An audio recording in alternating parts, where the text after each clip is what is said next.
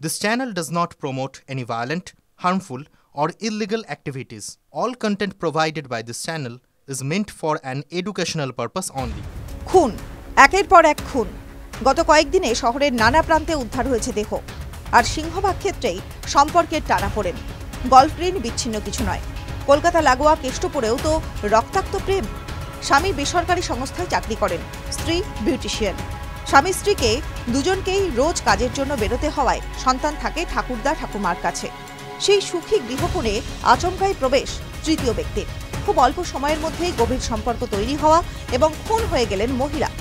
Police সূত্রে জানা যাচ্ছে, খুব বেশি নয়, মাস 4-5 আগেই সোশ্যাল মিডিয়ার মাধ্যমে কৌশিক সাহার সঙ্গে আলাপ হয় অভিষিক্তাদের।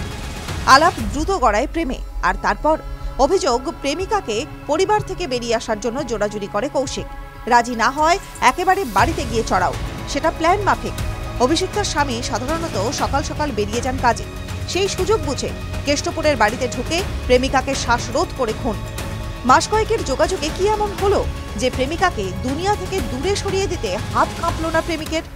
সূত্র বলছে, আর 5 দিনের মতো শুক্রবার অফিসে পৌঁছে অভিষিক্তাকে একবার ফোন করেন তার স্বামী বুদ্ধদেব, কিন্তু ফোন বেজে যায়।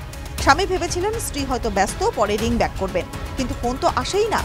7-5 ভেবে কিছুক্ষণ পরে আবার অভিষিক্তাকে ফোন করেন বুদ্ধদেব। এবারও সেই একই উত্তর, তারপরও আরও কয়েকবার। স্ত্রীর ফোন নাগাড়ে বেজে যাওয়ায় সন্দেহ তীব্র হয় স্বামী। মাথায় অনেক চিন্তা নিয়ে কাজ তাড়াতাড়ি সেরে বাড়ি ফিরে আসেন বুদ্ধদেব। এসে দেখেন বাড়িতে তালা মারা। চাবি খুলে ঘরে গিয়ে দেখেন অভিষিক্তা অজ্ঞান অবস্থায় পড়ে রয়েছেন। প্রেমিকের বাড়ি দমদমের মধুকরে, আর প্রেমিকা 7-8 কিলোমিটার দূরের কেষ্টপুরে।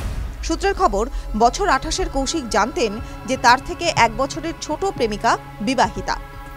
তার বিবাহিত জীবন 7 বছরের এবং এক সন্তানের মাও অভিষিক্তা। তবু সম্পর্ক ঘনিষ্ঠ হয়। প্রেমিকাকে পেতে মরিয়া হয়ে উঠেছিল কৌশিক। শুরুতে সাড়া পেলেও পরে প্রেমিকার থেকে বাধা পেয়েও থামতে চাননি, নাকি জোর করে বিয়েও করেছিল অভিষিক্তাকে। একদিন কালীঘাটে মন্দিরে নিয়ে গিয়ে মাথায় সিঁদুর পরিয়ে সম্পর্কের মান্যতা দিতে চেয়েছিলেন। মহিলা শ্বশুরবাড়ি শোভাবাজারে। কিছুদিন আগে শোভাবাজারের বাড়ি ছেড়ে কেষ্টপুরে ভাড়া নিয়েছিলেন, আর নতুন ঠিকানায় নতুন উপদ্রব। বুদ্ধদেব অভিষিক্তার দাম্পত্য জীবনে কখনো কোনো অস্বাভাবিক কিছু দেখেননি তাদের পরিচিতরা। তবে শুক্রবার রাতে যখন বিষয়টি তারা জানতে পারেন, কেউ বিশ্বাস করতে পারেননি।